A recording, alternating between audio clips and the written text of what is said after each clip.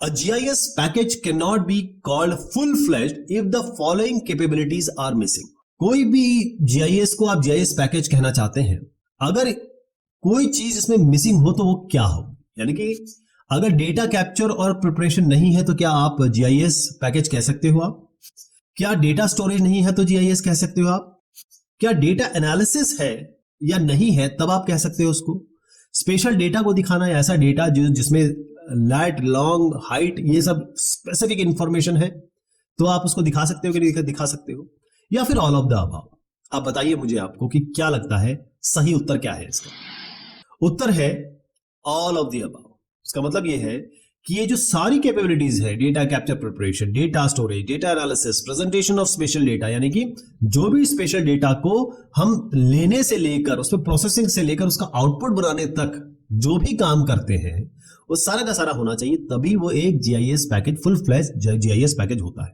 तो एक full flash GIS package यानी कि एक GIS सॉफ्टवेयर अगर आप खरीदने जा रहे हो या लेने जा रहे हो या फिर यूज कर रहे हो तो उसमें क्या क्या चीजें होनी चाहिए?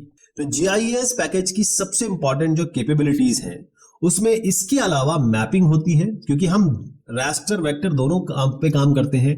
कार्टोग्राफी यानी कि जो आपका विधा है, आपकी नॉलेज है मैप बनाने की, इसको हम कार्टोग्राफी कहते हैं, तो मैपिंग उसमें आ जाता है, ये होना चाहिए। फील्ड ऑपरेशन की बात हो रही है। फील्ड ऑपरेशन का मतलब क्या है कि भाई आप जो भी फील्ड से लेके आए, जैसे आपने GPS के कोऑर्डिनेट ले लिए, वो आप इनपुट कर सकें, उसको आप उसमें आप आगे काम कर सकें। इसी तरीके से special analysis and data science. देखिए डेटा एनालिटिक्स तो हर जगह चल रहा है आजकल, है ना, AI आ गया है तो डेटा एनालिटिक्स बहुत इंपॉर्टेंट हो गया है।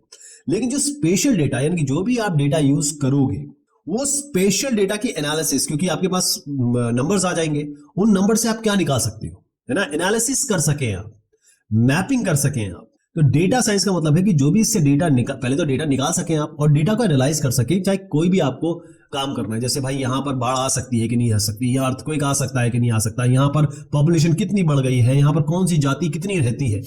Imagery and remote processing, remote sensing. Image तो सबसे इंपॉर्टेंट है। अगर आप डेटा इमेज हो चाहे मैप हो, अगर आप नहीं देख पा रहे हैं, सिंपल इमेज ही क्यों ना हो, तो फिर कोई फायदा नहीं है GIS पैकेज का। इमेजेस बहुत बड़ी बड़ी भी होती हैं, GBs में भी होती हैं, उनको हैंडल कर सके। रिमोट सेंसिंग की जितनी भी विधाएं, क्योंकि रिमोट सेंसिंग कोई एक चीज नहीं है, अगर आपके पास आइकोनोस का डेटा आ रहा है, कार्टोसेट का डेटा आ रहा है, उन सब पे आप काम कर सके और ये सारी चीजें कर सके जो आप बाएं हाथ पे देख रहे हैं। Real time visualisation. Real time visualisation का मतलब क्या होता है कि उसी समय जो काम कर रहे हैं वो सामने दिखाई दे आपको उसी समय। और एनालिटिक्स ये यहां से जुड़ जाता है कि भाई डेटा अगर आपके सामने है, कंटेंट आपके सामने है, तो उसको एनालिसिस कर सके, क्योंकि सारा काम तो यही है। चीजें तो दिख रही है, आपका दिमाग तभी वैल्यू करेगा जब आप उससे मीनिंगफुल डेटा या मीनिंगफुल इंफॉर्मेशन निकाल सके। 3D visualisation. अब 2D तो बहुत चल गया, आप 3D में डेटा को देखें, क्योंकि अल्टीमेटली वर्ल्ड तो 3D है ना।